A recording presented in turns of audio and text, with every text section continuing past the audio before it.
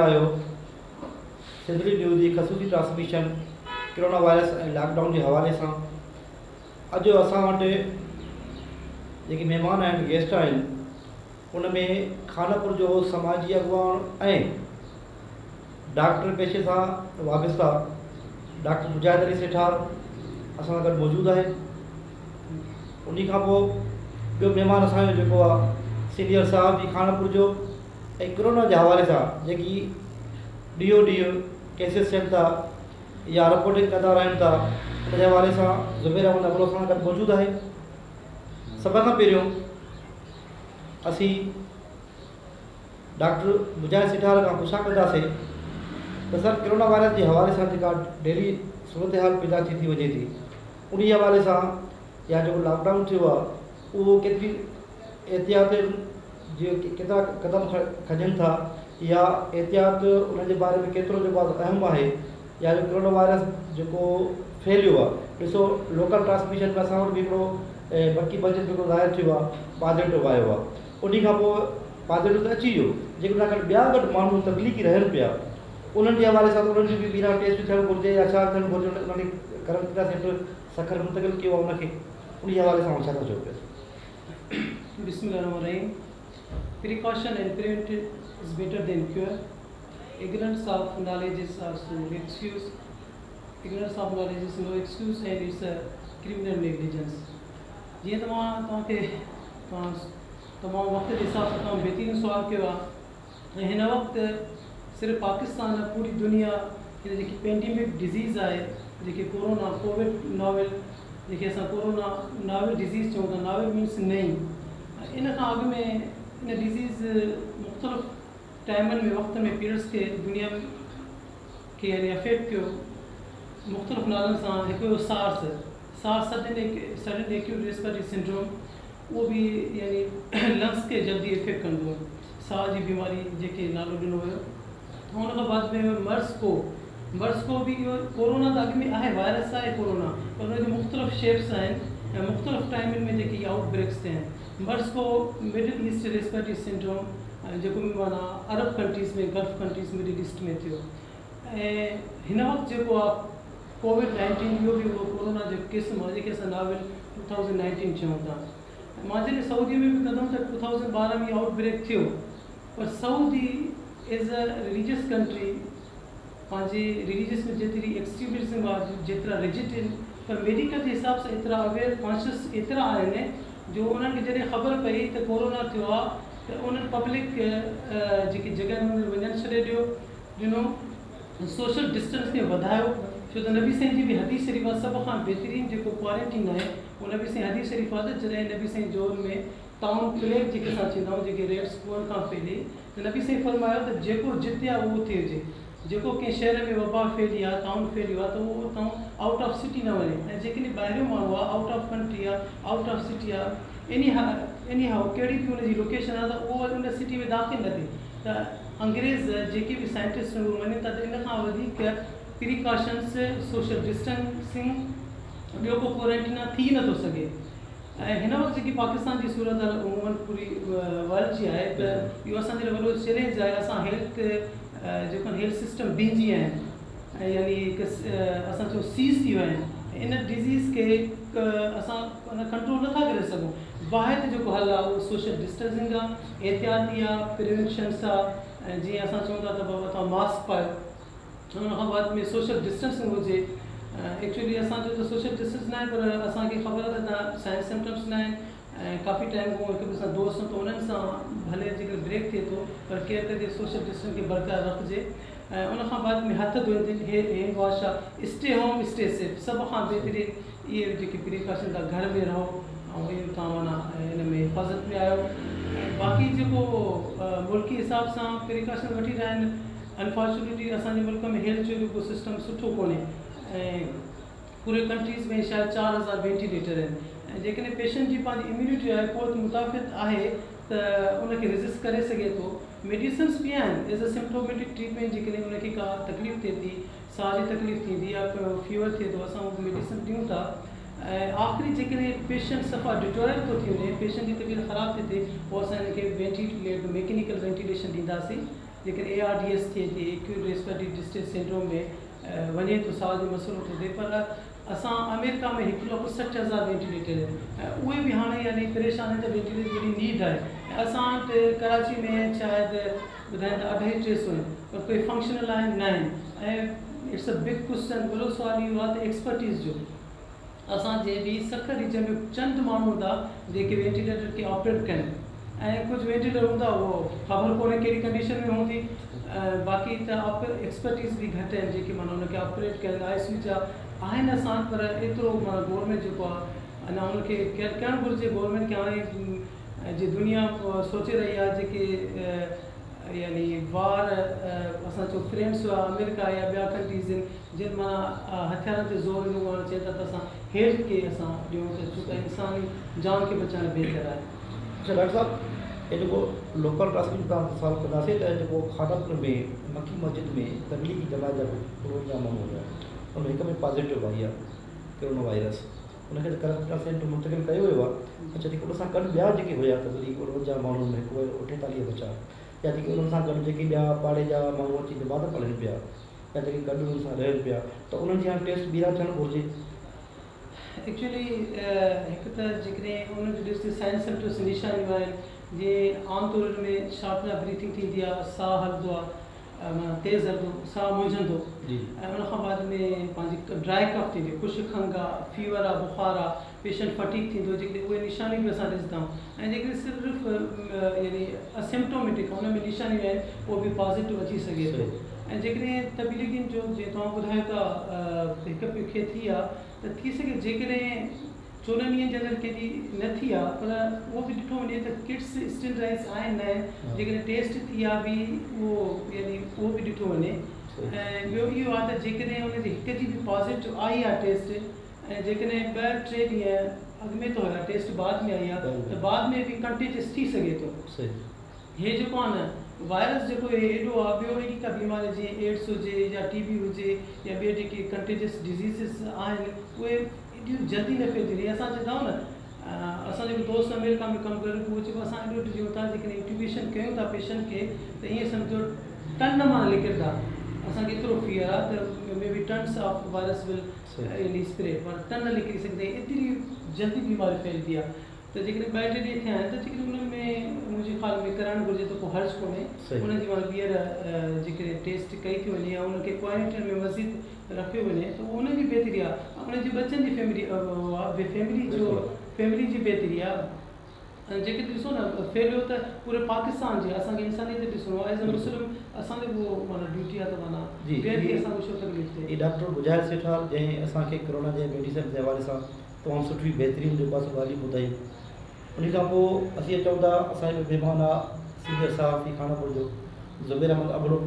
ज़ुबैर अहमद अबड़ो खां पुछा कंदासीं त लॉकडाउन जे हवाले सां या जेकी एहतियाती तदाबीर सूरत हाल आहे कोरोना वायरस खां पोइ, उन जे बारे में तव्हां छा था चओ पिया?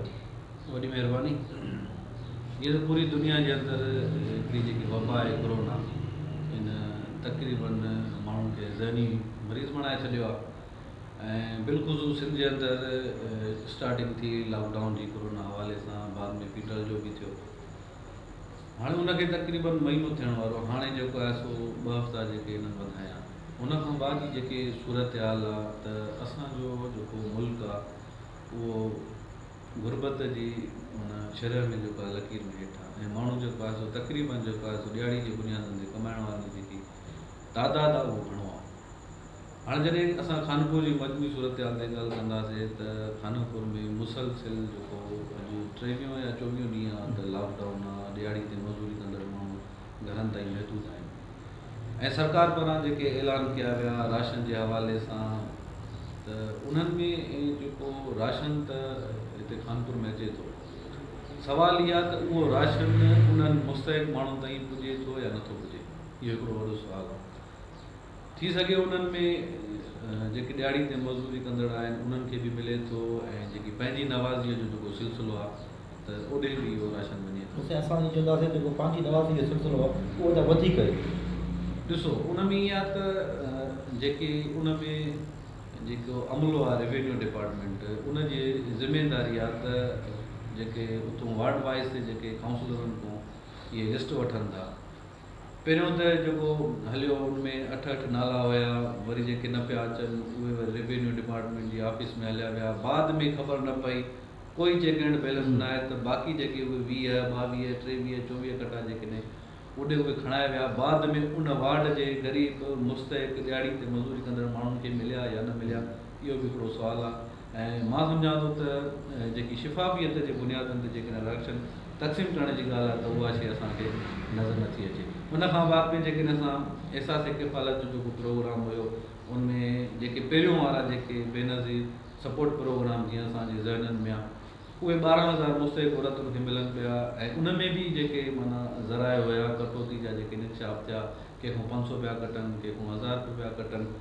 उन ते हाणे जेको आहे खानापुर जे अंदरि जेको 3-4 ॾींहं पहिरियों एजेंटनि खे जेको आहे DSP पारां गिरफ़्तार कयो। वरी कोर्ट में इहो मामिलो हलियो वियो, कोर्ट उनखे छॾे ॾिनो। हाणे जेको आहे सो कोरोना फंडिंग जेकी 12,000 रुपया मिलंदी ॾियारी जे मज़दूर तबिके खे, उहे शुरू थी विया आहिनि।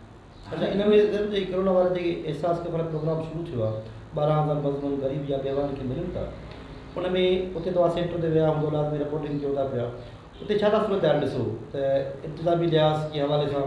इंतिज़ाम जी जेकॾहिं ॻाल्हि कजे त ॾिसो, कोरोना वायरस आहे, हिकु वबा आहे, ऐं सोशल जेके डिस्टेंस आहिनि या उनजो जेको प्रॉपर जेको इन तरीक़ो इख़्तियार कयो, हिकिड़ो माना वॾो मैदान हुजे, उन्हनि में जेको आहे सो हर सहूलियत हुजे, सैनिटाइज़र हुजे, उन खां पोइ उन्हनि खे पाणी जी सहूलियत हुजे, उन्हनि जे लाइ जेका वेहण जी जेको आहे सो का मुनासिबु जॻह हुजे। उहा शइ असांखे ईदगाह जेको आहे सो कानपुर जो आहे, उन में जेको आहे वण जी होटल में जेको आहे सो मायूं कतार में वेठियूं हुयूं।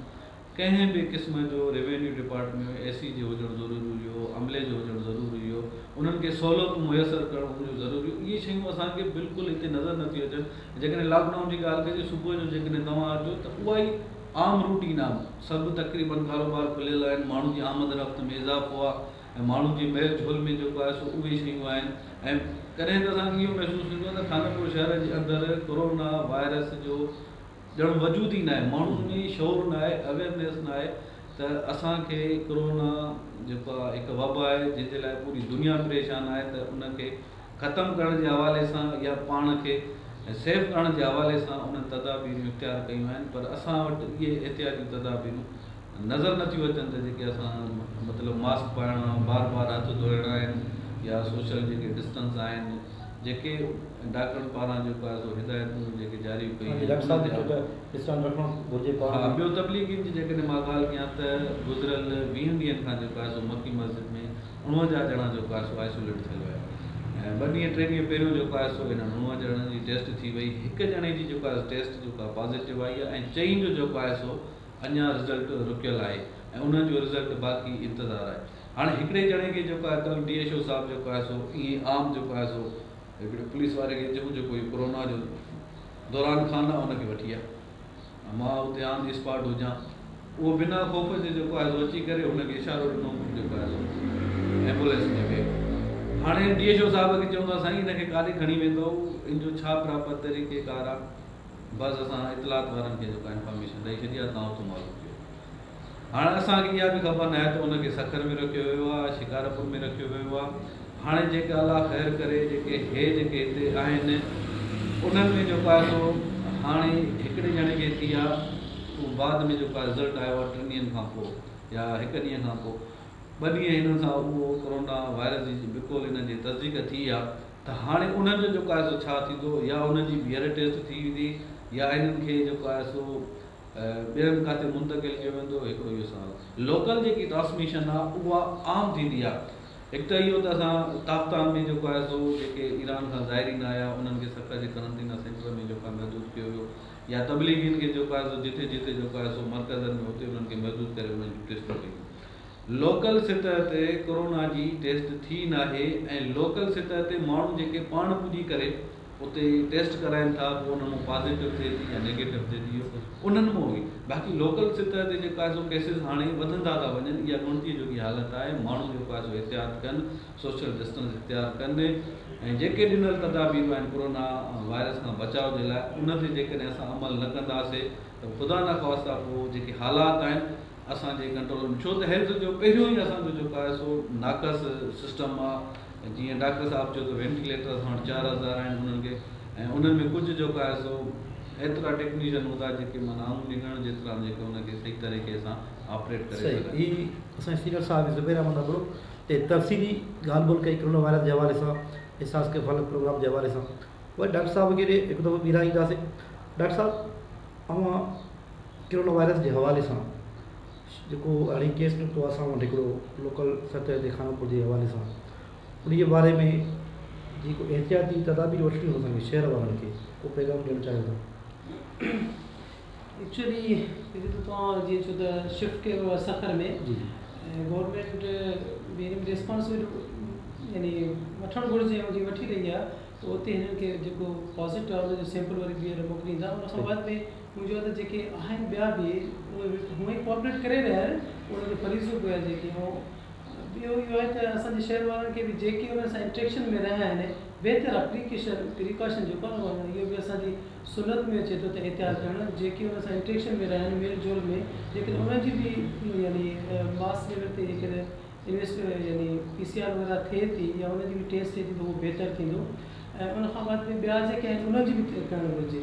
ऐं असांजा माण्हू बि बहरहाल खानपुर जा कोशिशि करे रहिया आहिनि। जीअं ज़ुबैर साहिबु चयो त उते वॾे पैमाने ते न करे रहिया आहिनि, तव्हां बि इहा माना ॻाल्हि वाज़े कई त माण्हू खे राशन न मिली रहियो आहे। इन जो बि वॾो सबबु आहे, छो त जेकॾहिं गवर्नमेंट जा 3 वॾा माना बेसिक हो आहिनि। हिकु त लॉकडाउन, ऐं उन खां बाद में उनखे राशन पहुचाइणु, ऐं ॿियो जेको किट्स, ऐं जेके हिन टाइम असां वटि किट्स तमामु घटि आहिनि। जेतिरो कोशिशि करे गवर्नमेंट किट्स यानी किट्स जे ज़रिए टेस्ट कई वञे। ऐं ॿी इहा आहे त असां माना कोशिशि कयूं त सोशल डिस्टेंस, ज़िंदगी मौज जो मसइलो आहे, ख़ौफ़ज़दा बि न थियणु घुरिजे। एक्चुअली माना उन सां इन जो साइकोलॉजिकल प्रॉब्लम्स थियनि। इंशाअल्लाह इन असां जेकी जंग आहे इनखे बि असां अचीव करे खटी वेंदासीं, ऐं इहो वक़्तु बि गुज़री वेंदो।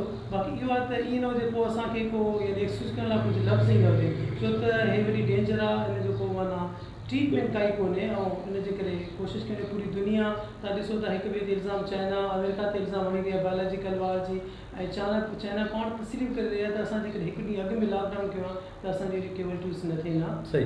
ही डॉक्टर मुजाहिद सेठा जंहिं अव्हांखे तफ़सीली ॻाल्हि माना मेडिसन जे हवाले सां कोरोना वायरस जे बारे में ॿुधायो, उन खां पोइ ज़ुबैर अहमद अबड़ो अव्हांखे इहो बि डिस्कस कईसीं त कोरोना वायरस खां पोइ जेका सूरत हाल आहे हिते असां वटि, कीअं लॉकडाउन उहो मुकमिल न आहे असां वटि, सुबुह टाइम शहर खुलियल रहे थो, एहसास के फर्क प्रोग्राम में जेके पैसा हलनि था बेवान ग़रीबनि मज़दूरनि जा, त उन्हनि खे पैसा त मिलनि था, पर इंतिज़ामी लिहाज़ सां उते कोई बि इंतिज़ाम कोन्हे को सरकारी सतह ते, न एसी ते नज़र थो अचे, न को उन्हनि खे पाणी जी सहूलियत आहे, उते का शइ कोन्हे का।